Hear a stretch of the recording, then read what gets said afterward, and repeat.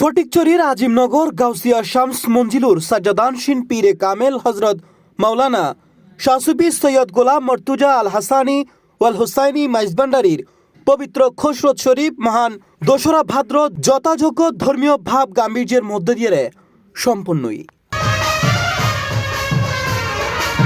গাউসুল আজম বাবা ভান্ডারির প্রপৌত্র হজরত মাওলানা শাসুবি সৈয়দ গোলাম মর্তুজা মাইজভান্ডারির খসরত শরীফ উপলক্ষে গতকাল সোমবার গাউসিয়া শামস মঞ্জিল ও আঞ্জুমানে রহমানিয়া শামস মর্তুজা মাইজভান্ডারিয়া কেন্দ্রীয় কমিটির যৌথ উদ্যোগে দিনব্যাপী নানান কর্মসূচি পালন করা হয়।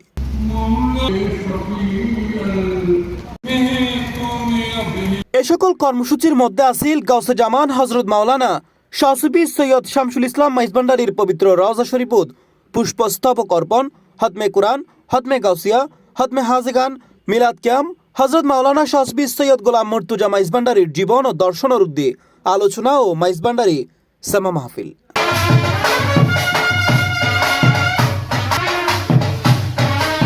এ সময় নায়েবে সাজ্জাদানশীন হজরত সৈয়দ আবু সালে জঙ্গি আল হাসানি ওয়াল হুসাইনি মাইজভান্ডারি সহ গাউসিয়া শামস মঞ্জিলুর আশেক ভক্ত ও মুরিদানল উপস্থিত আছিল। দিনব্যাপী এসব কর্মসূচিত আশেক ভক্ত ও মুরিদানল অংশ লয়।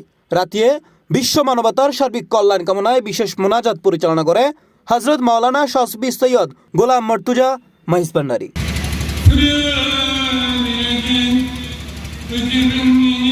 শেষে ধর্মীয় ভাব গাম্ভীর্য ও আবেগঘন পরিবেশে শেষ হয় উক্ত অনুষ্ঠানের আনুষ্ঠানিকতা।